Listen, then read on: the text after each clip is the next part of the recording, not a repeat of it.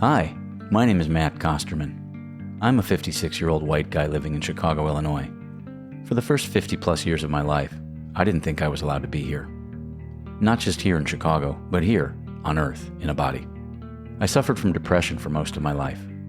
I smoked my first joint at age 11 and had my first drink of Southern Comfort straight from the bottle at age 13. While the cannabis never really took hold as an addiction, I drank alcohol for the next 20 years, many times to excess. In 1998, I began psychotherapy, and in the year 2000, I started on antidepressants. I spent 12 years on them and 15 years in traditional talk therapy. Meanwhile, I built a successful business, became a father to 2 amazing girls, and rehabbed an old house in a nice suburb. I did all the things. In 2010, I went through divorce, foreclosure, and bankruptcy. Fun times.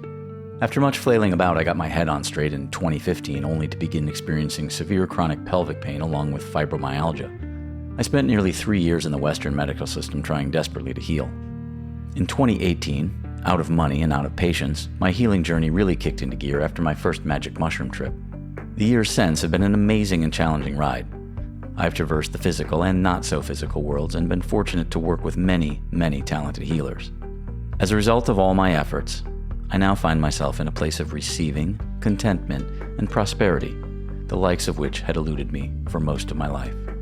There's a man named Daryl Anka who channels a being called Bashar. Bashar describes the process of engaging with a healer, that of giving yourself what is essentially a permission slip to move towards wholeness, healing, and right relationship. This podcast is an effort to share some of what I've learned and introduce you to some of the people and ways that literally gave me what feels like my permission slip for existence. It's also an effort to continue to spread the word that the traditional Western medical system, while effective for a great many things, is not necessarily the be-all end-all solution to every health problem, especially when the problem may be more spiritual than it is physical, as it was in my case. Thanks for joining me. I hope you enjoy it. Please like, subscribe, and do all the social media things that help spread the word. Share these links with people directly in your community. It is my sincere hope that you and others will benefit from my experiences.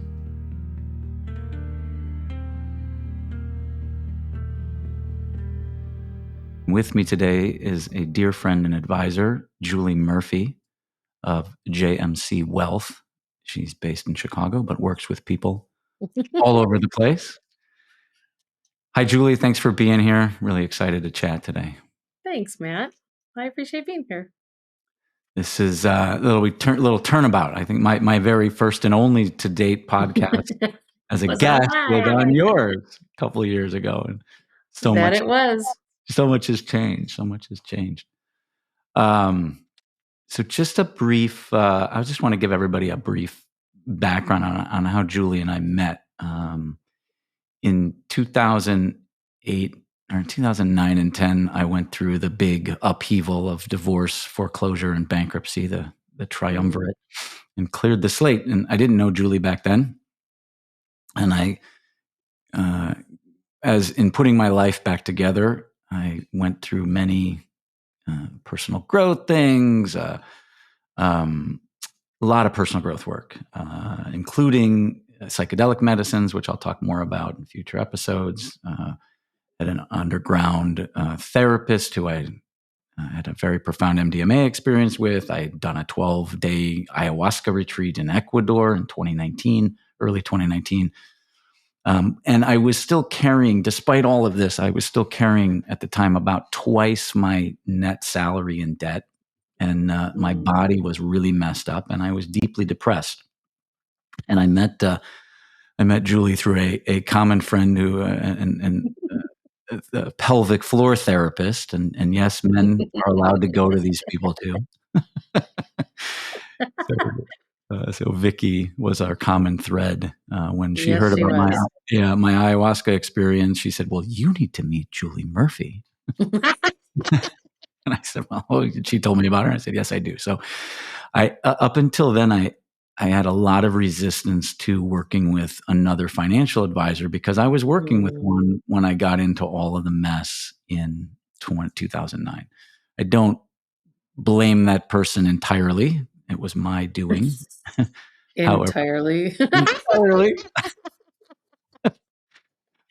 So anyway, Julie. There's some healing that needs to happen there.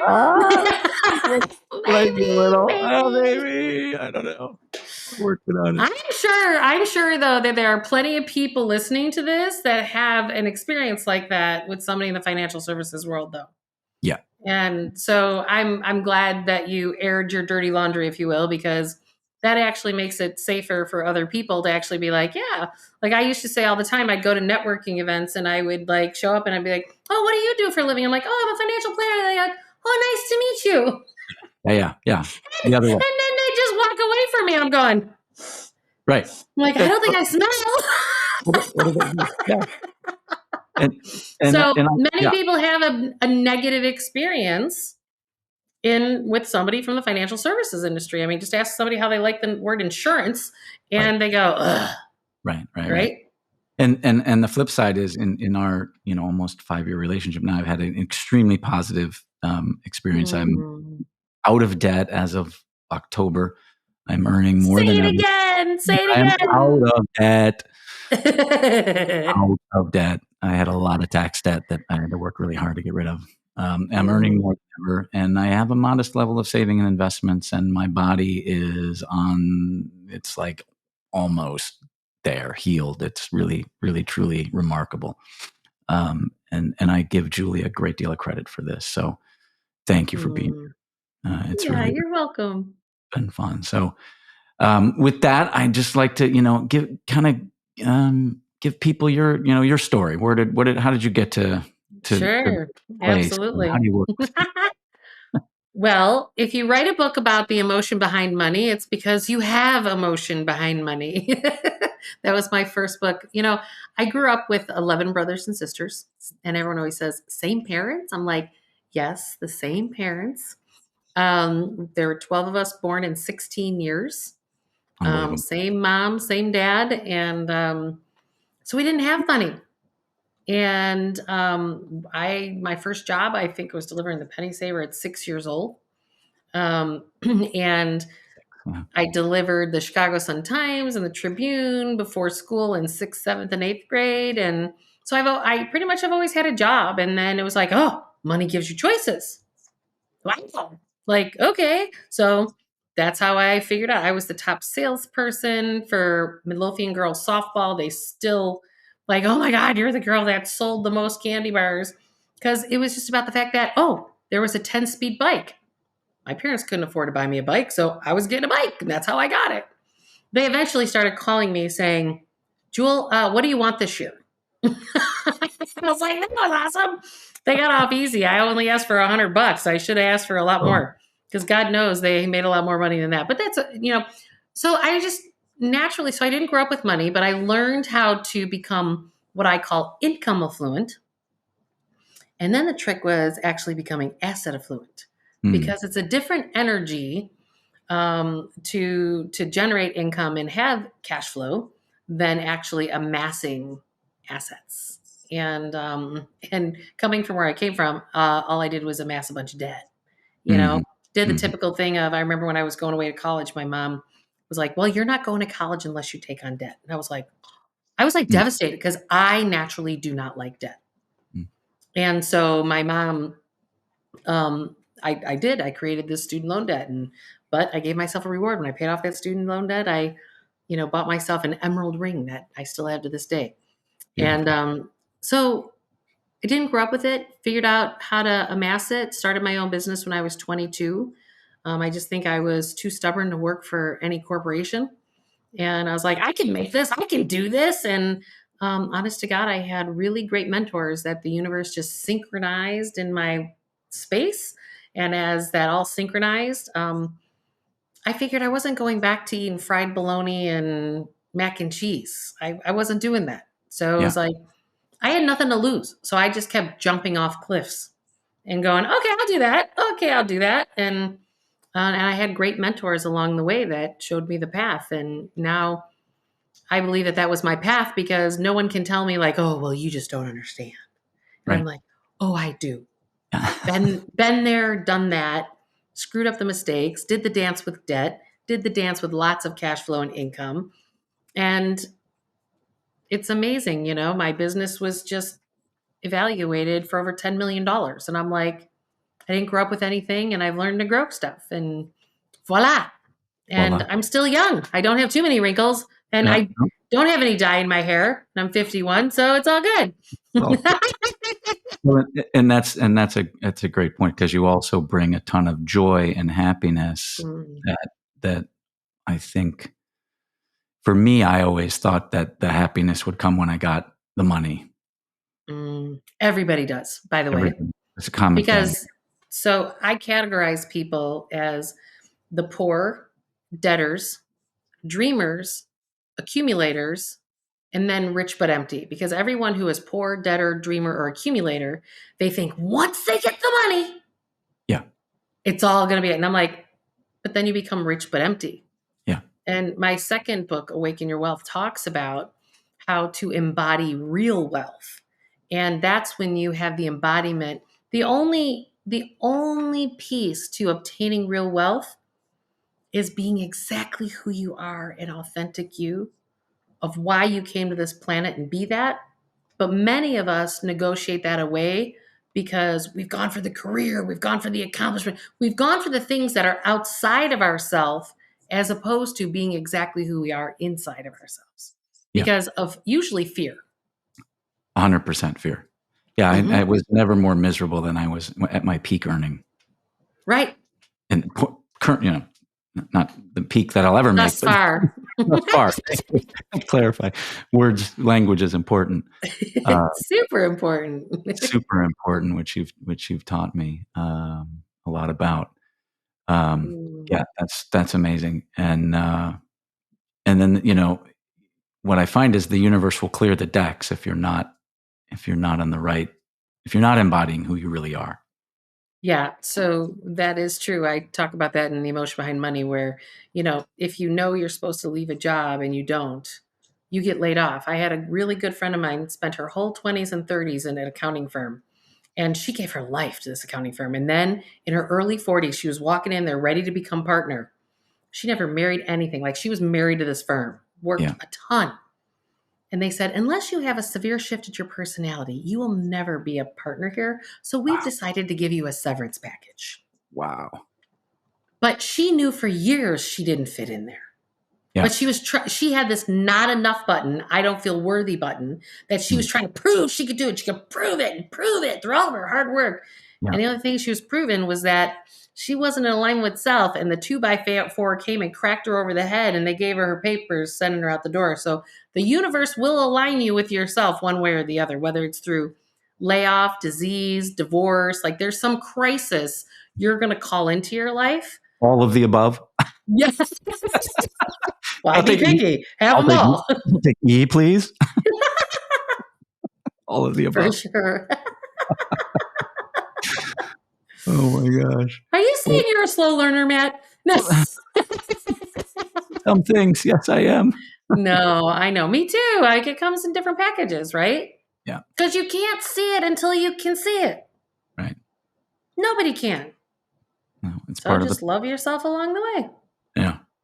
It's whatever the plan. It's how it works. My Right. whole life, since I was a kid, I wanted to be older. I wanted to be the next thing. I wanted to be the next thing. I wanted to be the next thing, as opposed to being the thing that I am right now. Totally. Yeah. Yeah. So tell me about some of the you said you had some mentors. Like, what are the biggest influences in your life, whether they were people or events or? Yeah. I really believe that it's important that when you recognize the synchronicity of life, Deepak Chopra has a book called Synchro Destiny, and it talks about this a lot. And when you can see that, like, for example, one of my mentors was this gentleman, Bob Lyman, and he still to this day is one of my mentors. He's 12 years older than me. So he was in his early 30s when I was coming out of college, and just a few more years in the business than me. And I went to Prudential when I was a senior in college, and I was like, oh my God, I decided this is what I want to do for a living. And Prudential invited me to their office here in Oak Brook. And I get there, and I was like, okay, I'm ready. Blah, blah. And this guy totally was saying all the things that I was like, yep, I align with that. I align with that. I align with that. And then I get a thing in the mail that says, we're sorry. you didn't answer the questions. So bottom line was, I didn't come from a wealthy family and I had a lot of student loan debt. So I was not likely to be successful in my business. So they Oh. didn't want me. Oh. So I wound up taking a job with John Hancock when I first came out of school. And the universe conspires in interesting ways. Mm-hmm. 8 months after I started there, guess who came in as my new boss? Mm. Bob Lyman. Lyman. So I have these experiences of like, so these mentors come in and I was like, I totally knew that I was so confused when it didn't work out at Prudential, like super Mm. confused. Well, there was a bigger plan. There was a Mm. way bigger plan. And to this day, my business is still aligned with him. And so there's other mentors along the way. Like there's a lot of men, white men in my industry. Yep. And not a lot of women, not a lot of minorities. Like I would go to an event where there was 1,000 financial planners and there would be 2 women and I was one of them. Yep. That's when I started in the industry. Today, at least it's now up to like 13% Yeah. women, Yeah. but I wanted to find a woman who was a financial planner who had it all. The marriage, the kids, the everything. Like, because I set the intention that I wanted it all. So I wanted to find a mentor that had that. Same thing. The universe conspired, and actually, it was Bob Lyman that actually met her somewhere else and said, "Hey, I want to connect you guys." Sure. And so she was a mentor for years. And they continue to come into my life, and whether it's spiritual teachers, because I certainly have those too. 2014, I had a near-death experience giving birth to my 4th child, where I saw the light, the whole thing. I felt like I was Patrick Swayze in the movie Ghost. Yeah. Yeah. And Yeah. and I'm recovering afterwards. I'm in bed because I'm down and out for a few months. And all of a sudden, 3 people sent me Panache Desai's book. Mm-hmm. And he was one of my biggest spiritual teachers. I worked with Deepak Chopra for about a decade. And then here comes Panache. Then I'm sitting there watching TV while I'm recovering. And Panache is on the Oprah show. I'm like, okay, 3 people sent me his book. He's on the Oprah show as I'm watching the TV. And like he just popped up everywhere. And so then I was like, okay, well, I found myself 2 years after that. He sends out an email because the next year, 2015, I did every program that he had. And then at the end of that year, he was picking 5 people to coach one-on-one. And out of all the people that applied, he chose me as one of them. He chose you. Yeah. Amazing. So from spiritual teachers to people in the financial industries to even relationship, mentors. It's like, if you really want to accomplish something in your life, well, then get somebody who's been there and done that so that your learning curve can be shorter. Mm-hmm. And you can feel supported in a way in doing something that you've never done before. So when you get that nosebleed, they go, oh, that's part of the process. Don't worry about that. Just get back up on the horse and keep going. Yeah. Yeah. Yeah. I think it's so important because then you look at things as not like these mountains, but little molehills, Right. right? Yeah. Because there's a reference. There's a reference point. Exactly. So, yeah. And speaking of influences, so you introduced me to another gentleman who I hope to have on the show at some point, David Gallardi. Yes. He's actually coming to my house tomorrow. Oh, you're kidding. You should come out for dinner this week. Oh, that'd be great. I'd love to see him. Yeah. Brad Michael David Gallardi. Yeah, yes. All of the names. Yeah. And he's been a huge help in my journey as well to healing. So thank you for that. How did you meet David originally? Synchronicity again, right? Yeah. So I was working with a woman in Sedona, Arizona, as one of my spiritual coaches, Ann Emerson. She does holographic repatterning. And she said, yeah, you don't actually need to do some work with me. You're supposed to work with, and at the time he was going by Michael. Mm-hmm. And so I went and met him. And at the time I was married, had no idea. This was before, no, this was after the near-death experience. It was it was about a year and a half after that. And I was like, okay. And so when I met him, and first thing he says to me, he goes, yeah, I don't really know if you're going to stay married. And I was like, what? I was like, because he's this guy, spiritual, channels high frequency energy, and he works with crystals. And I was going, this guy might be a little kooky, but yeah, I don't know. I just had my fourth kid. I'm like, okay, we're all here in Sedona. And literally, like, no joke, Matt, no joke. We're about to leave Sedona, Arizona. And I really believe that everything happens for a reason. And like, there's emotional reasons why diseases happen, and there's books that explain it and all that stuff. Mm-hmm. And we were going to this place to see these coyotes and wolves and stuff. And my ex-husband was going to find out where to go, and he literally fell off the curb, and he's like wailing and screaming. And this is incident. This is right after David tells me I'm no longer going to be married. And I'm like, I was just like, you got to be kidding me. So this whole experience was like, I can't do this with this guy anymore. Like, it was the first time I was like, I'm really done. Like, Yeah. on some level, I was done. Yeah. But David, you know, we are energy. Einstein proved that. Yeah. And so I have learned that when you have high frequency people who work in the energy field, whether it's holographic repatterning or channeling, Yeah. that it can help your energetic field actually shift when you're not able to shift it yourself, and it happens way faster. So things can move in your life at a faster pace, in alignment more to get back to your authentic self. And Yeah. that's really what my journey has been. David now, and I do coaching, group coaching now, and David does the tail end of it now. Mm-hmm. He does with my whole group that I coach. He does channels high frequency to help people get to that next place. Yeah. So it's actually pretty effective.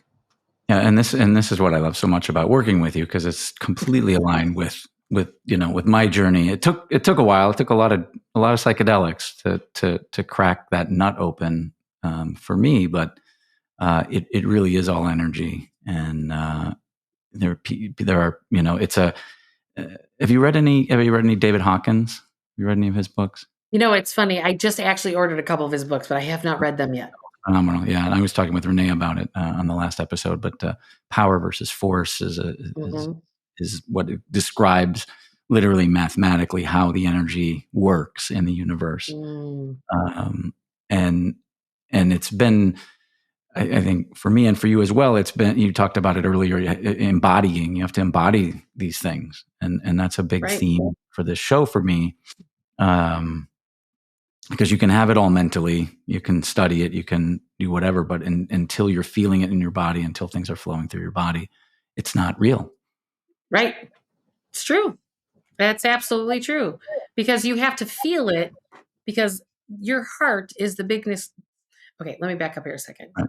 They learned from an organization from Heart Math in 2008 that the human heart, the magnetic force of the earth went up 4.1 times its normal reading.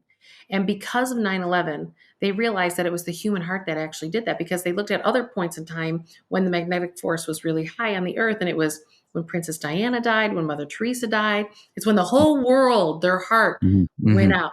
And Mm-hmm. 9/11 was one of those dates. And that's when they realized, going, oh my gosh, well, what is the magnetic force of the human heart? Then they did studies, and they now know that it goes for over 8 miles. And Wow. they just don't have anything to measure it longer than that. Sure. And so when you understand that your heart is the biggest magnet, and your mind, by the way, only magnetized for 2 feet. Yeah. So the only thing that you're going to magnetize yourself when you're thinking about stuff, hey, I'm going to think my way and my mindset is going to get me here. Guess what? Your mindset is not going to get you there. It's your feelings and your heart that magnetize and draw in what it is that you want to create in your world. And that's why it's so important, because you got to feel the feelings as if it's already happened, even though it's not your reality. Yeah. And so often, in my experience, feeling those feelings has been difficult because there's other stuff in the way blocking it energetically. Totally. Right. All of our subconscious patterning before we were 7 years old. Yeah. And so it's not, what I've discovered is, it may be the same for you. It's not so much discovering that it's there, right? We all kind of know we have trauma, especially these days. It's all you can hear about out there is trauma. Right. But it's identifying and feeling through and releasing these stuck things. I mean, the emotions are there to be felt. That's the only way to the other side, is Right. to feel the emotions. That's it. That's And it. and would you agree that the block to that is the fear of overwhelm? Like that if Well, I for feel you, this, it might be the fear of overwhelm, but for somebody else, it could be the fear of something else, right? sure, But but it's fear. it's an unprocessed emotion, whether it's anxiety, fear, depression, whatever. Yeah. It's just unfelt, low vibrating emotions that literally you just have to feel. So let me give an example to this because sometimes that sounds esoteric to people. So like after I got my divorce, I was like, God, what is going on? Because I know that if you're enraged, that's just deep anger, and deep anger is just sadness. So I was like super sad, and I just kept tapping my heart, going, "Why am I sad? Why am I sad?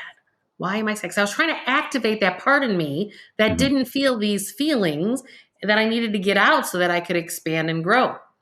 And so it took about 3 months of me just being like, "Why am I sad? Why am I sad?" And then finally, my field opened up and I had the biggest cry in my life. And I just sat down. It was like, because Julie doesn't fail at anything. And my marriage had failed. Yeah. And I was just sad about that. Yeah. Which is okay, right? Totally okay. Right. But But I there's just needed to feel the feeling and unpack it and get rid of that low vibrating emotion so that everything could elevate. yeah. Yeah. So And, more income could come in, more love can come in, more everything. right. And it's and I think there's a cultural programming. I mean, we all have our own stuff around masculine and feminine. What we've been programmed that we're allowed to do. And for men, especially being allowed to cry is not high on the list. You know, Right. for women, Exactly. you're not allowed to be aggressive, right? You're not, because I mean that's I that. missed that memo. Yeah, right. You didn't get. I know you didn't get that one, I'm and a I'm feisty glad. Irish girl from the Right. South Side with 8 brothers. Yeah, I figured out how to be aggressive. Fucking aggressive, but in general, the narrative, right, is that Totally agree. yeah, and if I've learned nothing else, it's that it's okay to feel whatever emotion you need to feel and act however you need to act, as long as you're not hurting anybody else in the process. Right, as long as you don't harm your others. Absolutely. Yeah. Yep. So again, I just kind of want to remind everybody that Julie Murphy is a financial advisor. And these aren't, this is the stuff that you usually talk with your financial advisor about. Well, let's talk about that. Okay, so I just had a client call the other day, and because we've had an election here in the United States, Mhm. and I literally am like, okay, I'm gonna poke the bear. So do you feel like we're in a dictatorship, or are you like thinking it's the best thing since sliced bread? Because there's not a whole lot of people in between. Sure. And so I had a call of somebody who feels like, oh my God, this is Hitler all over again.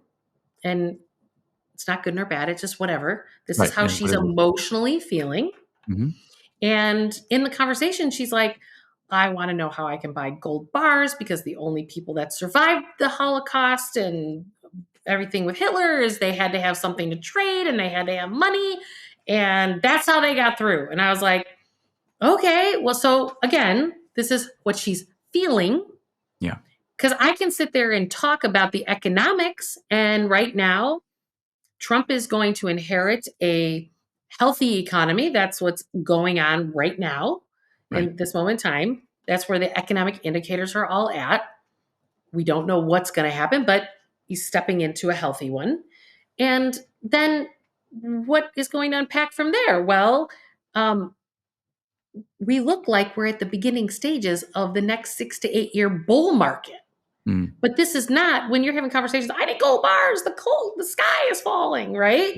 Yeah. Yeah. And that's not good nor bad, but it's about the fact that we need this integration when we're doing our money management. We need this integration between our heart and our heads, Mhm. right? It's like, okay, well, if I don't acknowledge the fact that she wants to have gold bars, whether I think that's good or bad, I tell her my professional opinion on that. And then I say, if she's sleeping better at night and the rate of return doesn't matter because she's amassed enough wealth, like, who cares if she has gold bars in her house? Like, Right. who cares? Who But we cares? have all this judgment around how your financial package should be. And the only way your financial package should be is the one that makes you sleep well at night and gives you competitive rates of return.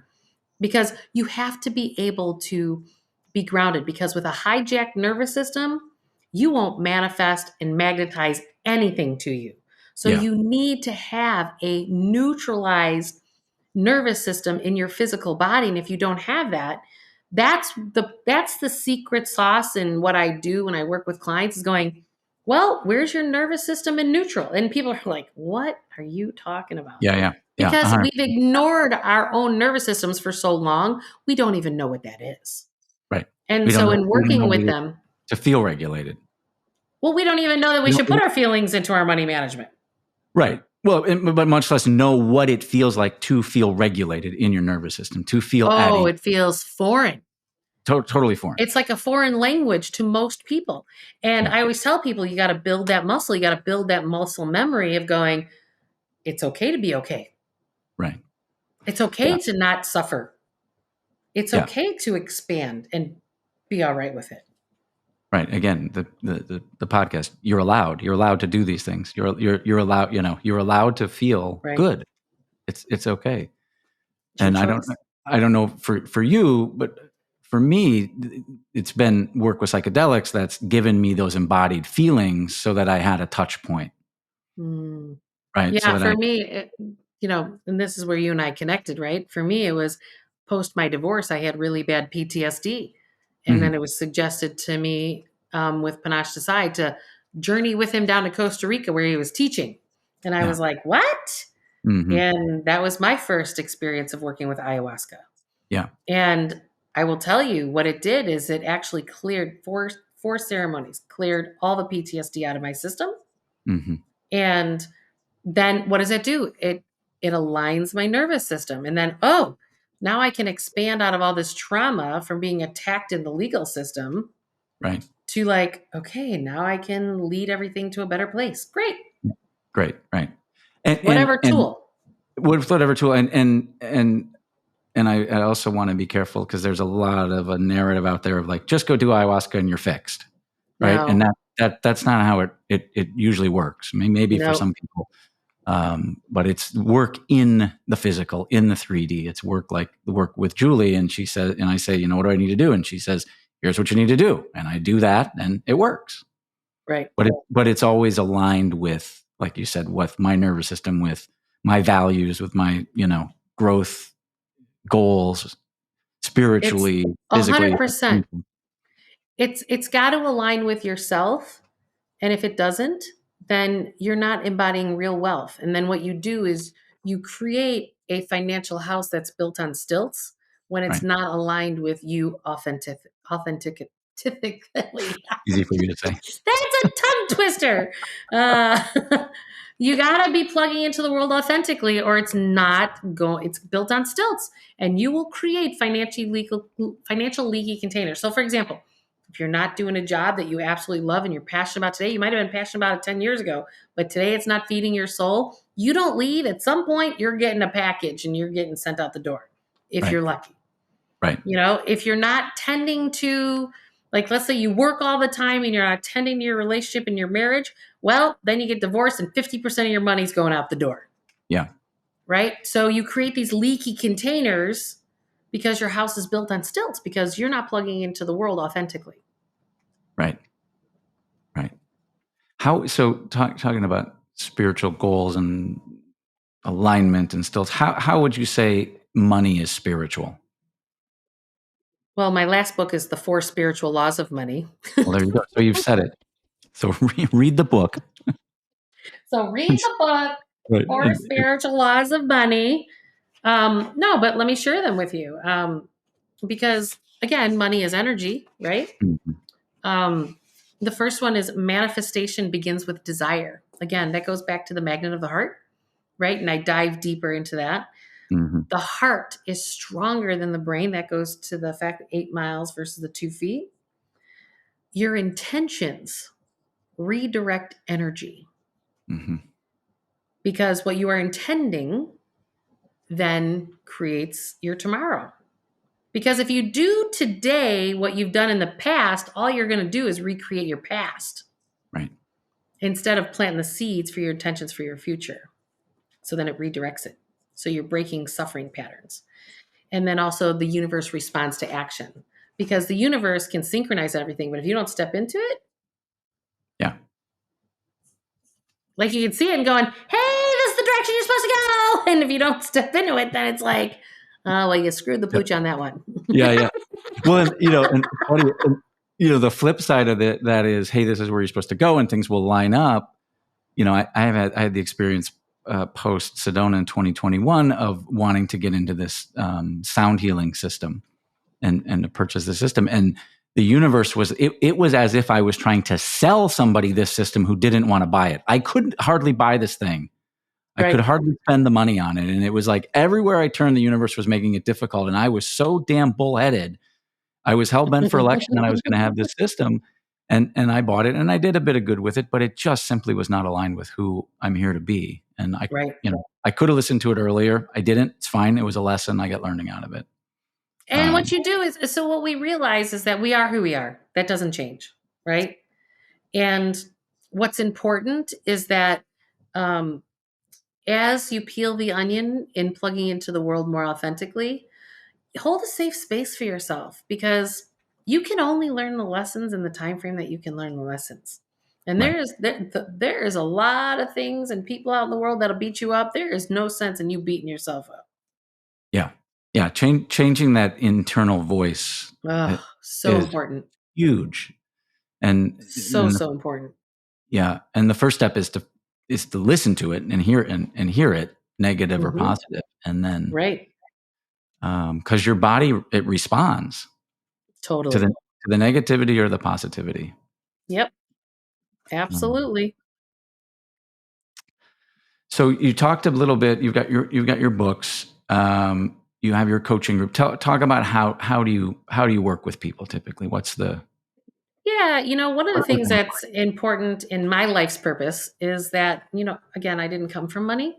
And so a lot of people who hire financial planners are the ones that pay me $5,000 to do an analysis for a year and stuff like that. And um, I came to realize going, I want to create a business that no matter where somebody's financial situation is, that they can plug into the information and so that they can do their work. And so, in light of that, so I actually have two companies. One is juliemurphy.com and the other is jmcwealthmanagement.com. And you can go to either one of those websites. They're separate because one actually manages money and the other one is the coaching and consulting and the books and the online courses. So I have everything from obviously all my social media free stuff to I hold a group workshop periodically. So if you get on my email list, you'll know when those are. And I do it for an hour and a half. I just invite anyone who wants to come, and so they can get a taste or get some help. So financially, if that's what works for you better, then great. Then I have where you can go deeper, and another group one where it's a little bit more intimate. And then also I have an online course that is a 6-week course where you get me twice a week in group coaching, as well as lots of lessons and exercises and things to work through that I've learned from working with my clients all through the years. I've created an automated system that has that, and then me twice a week to coach you along the way for 6 weeks. And for that course, it's impactyourlifenow.com. And I'll then, put all these in wherever yeah. And the so links. my books are all on Amazon. I have books and workbooks to go with the exercises to walk you through tons of social media videos. I have a Mhm. YouTube channel. My Instagram's Awaken with Julie. So this is about where it is that you're at, whether you're a poor debtor, dreamer, accumulator, or if you're the rich but empty. Mhm. Um, we have a place where it is that you can plug into because I have teams on both sides that help to support people to get to financial wellness. Yeah, beautiful. What and it's in a range of economic accessibility as well. Yeah, that's why I've created the From system. free, right? Yeah, all the way from free to deep dive course to working with me one on one or one of the financial planners in my office one on one. Yeah, yeah, great. So Yeah, what? because it's important. Because to me, again, my dad was an electrician and my mom was an at home mom. I didn't grow up with tons of money, and there's a lot of hardworking people who have good intentions that just fiscally have gotten stuck in the financial matrix of this country, which is our debt system is set up so that you are controlled by the system. Right. Yeah. And, Talk more about that. yeah, I wrote that down as you're like, what advice? One of the questions you told me was, what Yeah. advice? And this is about, you are not plugging into the world from a place of financial empowerment or to having choices for yourself to not only live in the present moment, but to create the future if you have all this debt. I realized it back years ago when Susie Orman was on the Oprah Winfrey show, and she started yelling at this lady who was a CPA. You need to get out of debt. She had $79,000 of credit card debt on like 17 different credit cards or something like Oh, that. wow. And And this she was back when goes, that was a lot of money. right. And she's like, you can't do that. Don't do that. You can't spend your money. Emotionally, if you don't feel like you have no choice but to have to pay that debt off, you feel like you're in financial jail. Like that What's doesn't feel good to anyone. And if your magnet of your heart and your feelings is what's creating your future, why do you want to be pulverized and be stuck like that? And I'm not saying go declare bankruptcy, because you got to build the muscles, because that's why people declare bankruptcy over and over again, because it Right. becomes a lifestyle. Right. And so what it is that you go, oh, I want to clean up my financial past, which are my debts. So you come up with a good plan to do that. And my courses and my worksheets and everything includes this process while you're living in the present moment the way that you want to live, and plant the seeds for the future. If you don't do that simultaneously, what you're going to do is you're going to only recreate your past. Because people tell me like, well, I'm going to start my financial plan and do these other things after I get my credit card paid off. And I go, okay. So if money is energy, and your money is going to only paying off your debt, what are you only going to create? Get more debt. Exactly. Yeah. So this is why we want to put those debt payments on autopilot. Think of it even like I have my alimony payments, right? That's a debt, right? Mm-hmm. And I don't want to think about it ever. Right. And I was so fucking resistant to doing that, because I thought if I was doing it every month that I was in control of it. Yeah, Right? and control is an illusion. Right. Well, what I realized was that I gave up the control when I took on the debt. That was when I was in control of it, at that moment. Right. And so then true. After that, I'm not in control, because now this is a debt that's due. Right. Exactly. So it's about the fact that when you, like my alimony payments, I just have it automatically go into a checking account from my pay stubs. I never see it. It goes in and out to him, and I never, ever see it. Right. And that way I'm not emotionally triggered on something negative every 2 weeks. Yeah. I don't want to be triggered by that. I want it to be on autopilot. I want it to be out of sight, out of mind. It's like paying for my past decisions. Don't want to keep paying for that. And someday there's an end date, and then all of a sudden my cash flow opens right up. Yep. And that's it's exactly like, okay, now what? Yeah. Right. And Same thing is for car payments, house payments, credit card payments, student loan payments. The truth, it's any debt. You are not financially empowered in the present moment if you have to pay for all your past choices. So right. And along with, yeah, go ahead. Sorry. I was just going to say, it's about becoming your own bank. Meaning you have to interrupt that cycle. Meaning when you pay off your car, keep making the payment. Just don't make it to a bank. You make it to yourself. How do you do that?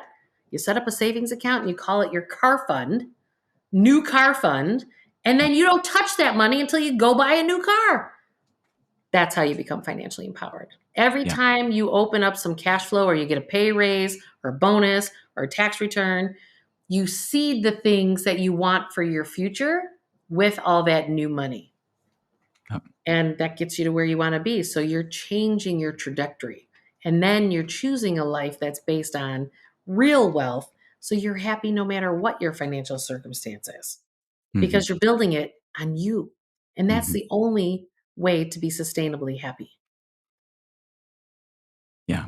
Yeah. And it's, what struck me is it's a bit like, your description of people putting on autopilot, so you're not having to process it and deal with it. It's the way our income tax system works at the corporate level, at the employee level, right? You never see it. When people get out of credit card debt, the next step is they always create debt with the U.S. government. Yeah. It's textbook. It happens to everybody. I see it happen all the time. Yeah. It's just Lender of another last resort. piece. Right. Right. And you're just creating a bigger deficit for yourself. Yeah. And it's not one that ever goes away. Right. Well, and one of the other pieces of advice that I have is look at the company that you keep.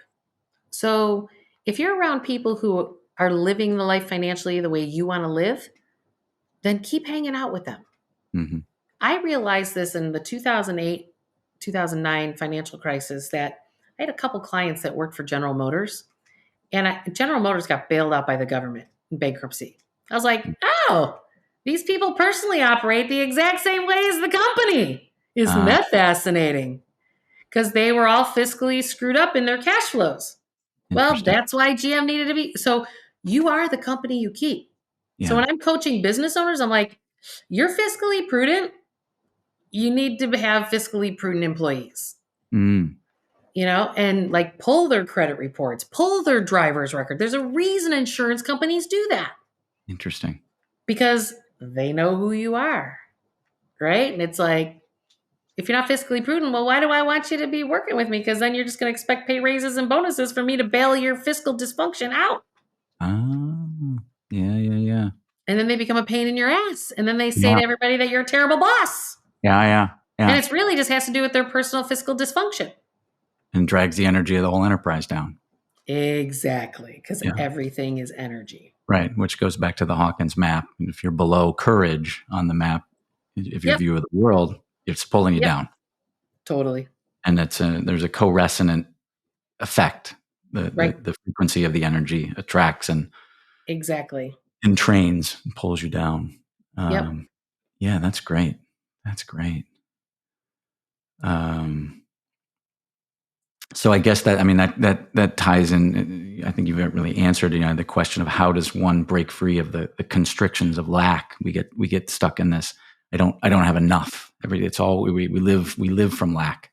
Well, we don't have enough. It's very interesting. So I was just in Boulder a few weeks ago, and I went into this crystal store, and I met the most amazing human being. His name is Tenzin. And if you're ever in Boulder, it's called the Tibet Gallery. Amazing. But Tenzin said, where he grew up, you're born with everything. You don't need anything. You're already born with it. Like they understand that in Eastern philosophy. In the Western world, we don't understand that as much. We think that there's something outside of us is actually better or more improved, and we need to fix ourselves at some level. But you were born perfect. You were born with all the tools to be exactly who you were meant to be in this world, and there's nothing wrong with you. Mm-hmm. Nothing. So when you realize that your lack is only because you're measuring yourself against something that's not you, and if you are you never feel like you have lack because you don't need anything else from the outside. You may want something from the outside, but you don't need anything from the outside. Like you don't need that person to love you. You don't need the recognition. You don't need the trophy. You don't need think about, we have a whole generation that everybody got a trophy. Like seriously? Right. Like you need to be validated by a trophy? And it shows up for me today with my kids is the fact that they think that they're not validated if I, as their mom, don't show up to every sporting event. I go, my mom showed up to one a year, and I had to get myself to those things. I know. Yeah. And then they're like, well, you had 11 brothers and sisters. Grandma couldn't be there. I'm like, okay. And I work, and I fiscally provide for a lot of people. Right. So, but it's funny how we have a thing going on in our society where we feel like, I'm like, am I providing for you to go play that sport that you absolutely love to play? So why is it that you can't just go play it and enjoy what I've provided for you? Yeah. But if you, and it's not that I'm not there, I'm there more than most working parents are there. Right. But it's funny how it wires into the new generation. We've got to watch how we are reinforcing lack because we think that something outside of us is going to create the happiness and nothing outside of you is going to create happiness. Yeah. And you can look at every single philosophy. It's all points back. It's all the answers inside. Mm-hmm. And it's, exactly. And it goes against so much of our programming. Right. in this society. I mean, I had the same conversation with my youngest daughter, who's has been a swimmer her whole life, and she, I don't remember how old she was, but she wanted her sister to be at the swim meet. I said, well, your sister's got something else to do. I said, you swim because you want to swim. That's why you're swimming. You're Yeah, not you don't swimming need the for anybody. validation. You don't need anybody to watch you. If you want to swim, you That's swim. that's a sure sign that you're looking for something outside of yourself to make you happy. Yeah. And that is never going to be accomplished because you will search your entire lifetime and never find it. People come to me and they say, I've tried all these courses, I've worked with multiple financial planners, Mm-hmm. and I'm hoping this works. And I know right when they say that they've tried all the traditional financial things. I'm Right. like, okay, well, I'm a little out of the box and I'll get you there. And I know I will. Here, drink this. And you might be doing ayahuasca in the jungle, or you might be like, we're going some woo-woo from Sedona, but I'm going to get you there. I mean, they now know that this energy work, something that would take 10 years in traditional psychotherapy, Yeah. can be done in 30 seconds flat. Why would you do it over 10 years if you could do it a different way, 30 seconds flat? And it doesn't have to be psychedelics. There are other energetic ways to do that. Like 100%. there are other people and other professionals that are energy healers that can still get you there because they're tapping into that holographic realm of the universe. And quantum physicists know all of this stuff. Yeah. The thing is we're not using it as a whole. It's coming together. The spirituality together.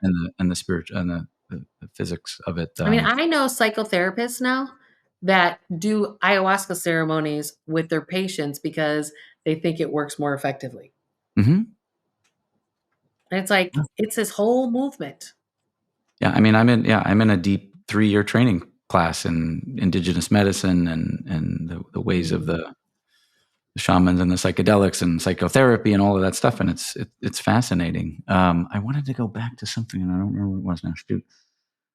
I worked with a woman, Lizzie Cutler, another person who I hope to have on, and she does energetic, cord cutting, whatever you want.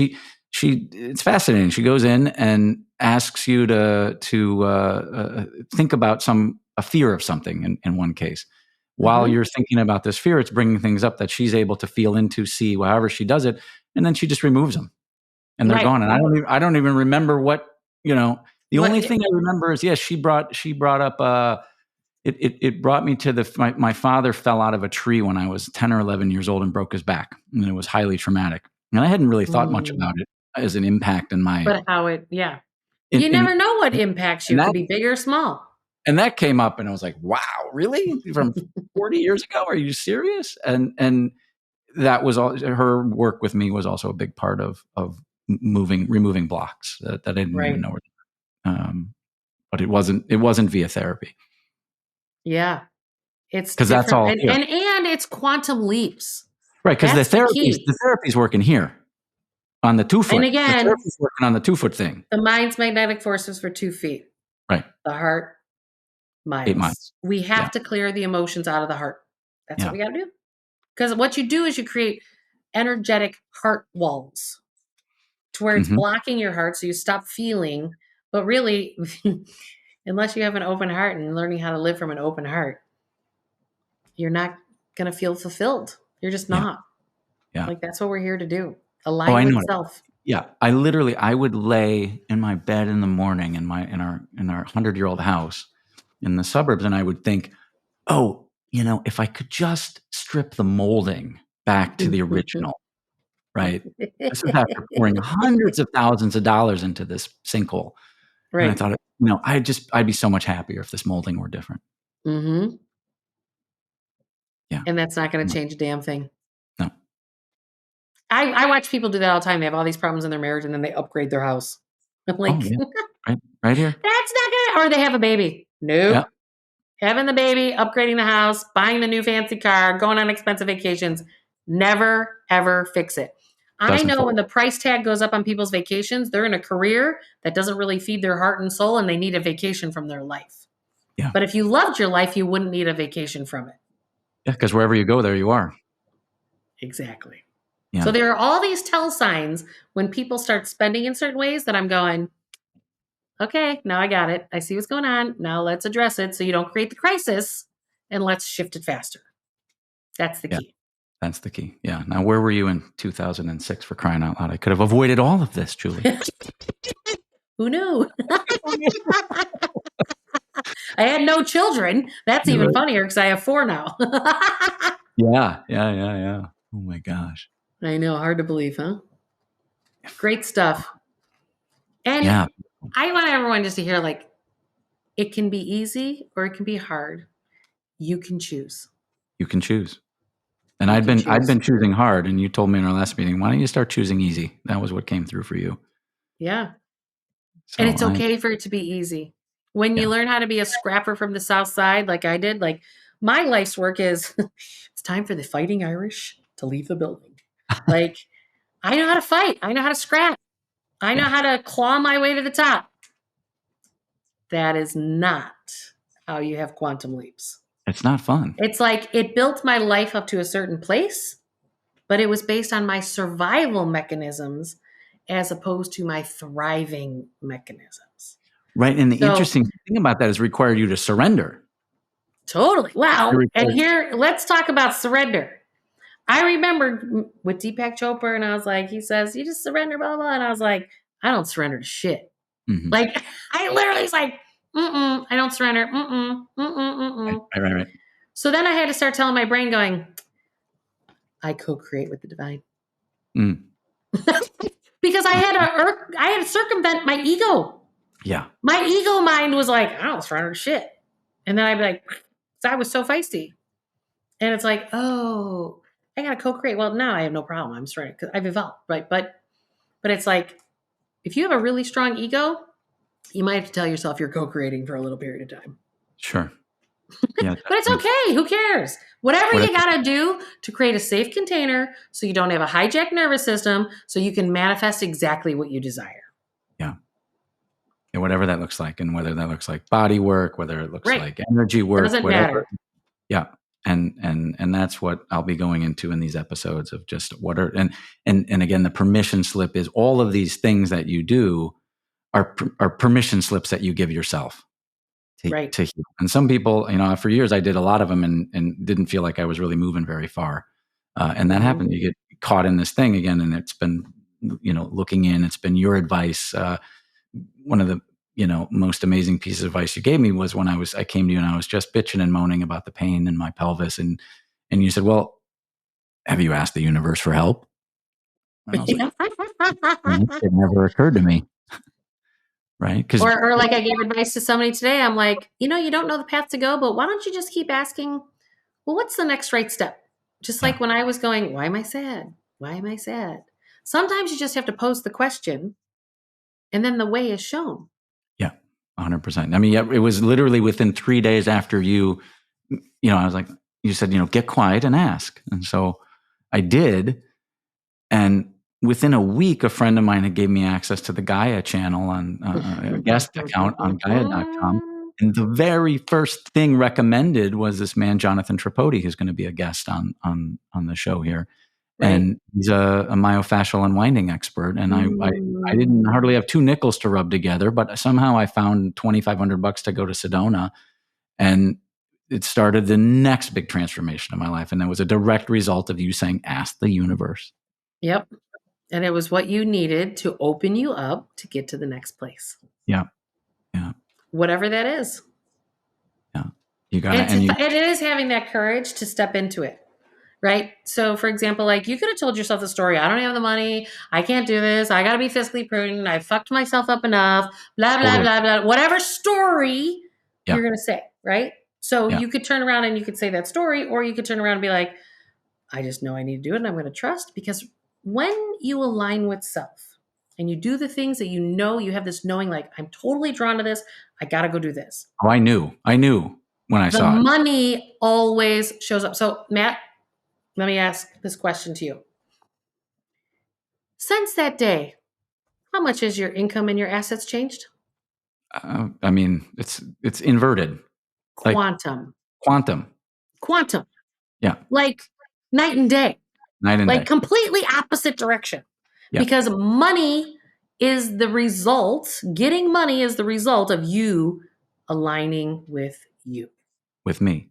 And I could, I've spent a lot of money on this journey, Yeah. and I don't regret any of it. I could certainly look back and go, man, if I'd only hadn't spent that $2,000, or I only hadn't spent that, $300. It's all been a part of it. Right. Right. Exactly. And I've never not eaten. But even after all that stuff, I was in 2020, summer 2021, I had a 5-day eviction notice. Mm-hmm. And I was getting thrown out of my place post-COVID. That was a mess, whatever, but it wasn't. I could blame all I want. It was me. I wasn't doing what I needed to do. But it was also the universe saying it's time to leave this place. Right. Energetically, right. I had a lot of trouble with the place I was in. So I took a leap. And the funny thing, landlords will know this probably, but it's actually pretty easy to get a recommendation from a place who's throwing you out, because they want you out. They're not going to give you a bad. You're not going to say, no, don't take him. I'm going to give you a stellar review. So, it was just really funny. And so I ended up in the place. That's hilarious. Think about it, right? What is the incentive system? It's all messed up. Oh my God. I ended up in a place that was literally almost double the rent, and I hadn't been paying my rent. Mm-hmm. And since I moved in here 3.5 years ago, I haven't paid my rent late. Well, not once. It was more energetically aligned. It was an upgrade. Yeah. And then all the money followed because you were feeling good where you were. Oh, yeah. The first night that I was in the morning I woke up, I was just like, again, the nervous system. Because there were flooding problems. It was dark. It was, there was a lot of bad stuff about the place. That's awesome. And the universe stepped in and supported me. Always does. Yep. Every time. Always does. We just have to trust. Got to trust. Yeah. Got to trust. The key. Yeah. And language, like we talked about earlier, language and words are super important. Huge. What are the whole universe works on sound and vibration. So that's your frequency you're putting out there. So is that the sound and vibration you want to create? And it also only works. It's only in an affirmative. There's not a there's not a negative. So you don't want to say, I'm not going to do X anymore. Right. Because it just hears X. It doesn't hear not. It hears do X. Right. Yep. So that's in 2 of my books. Speaking the affirmative is very important. Very, very important. Critical. Mm-hmm. And what are the 4 words that you really want to eliminate? But, can't. Do you know this list? Try, but, can't, and there's another one. Won't. Is it won't? No, won't is good. Won't is in place of can't. Will not. I will not. Instead of saying I can't do this, something that you don't want to do, just say I will not. Mm-hmm. Yep, because then you're in an empowered state. Right. And but is one that you get rid of because you can use but only if but negates the prior clause. Right. So, somebody says, I'm not bald, but I love hair. Well, I am bald. Well, it's like when I tell people what they want to create in 3 to 5 years in their life, they say, oh, I would love this, but, and I'm like, hey, no butts, no coconuts. We're not talking about butts. No. Yeah. Go back to the brainstorming, because you literally just goes, I want this, but I don't want this. I want this, but I don't want this. It's like, no, you're confusing the universe. Don't do that. Don't do that. Right. Don't do that. Keep it in the affirmative. Right. Keep it in the expansive. Exactly. Well, Julie, always so much fun. Well, thanks for having me. I appreciate it so much. I will put links to all these things in the appropriate place where links go. I'm still learning the ropes here. And have a beautiful rest of the day. Thank you. You too. I hope to see you soon. You will. Ciao for now. All right. Bye-bye. Bye.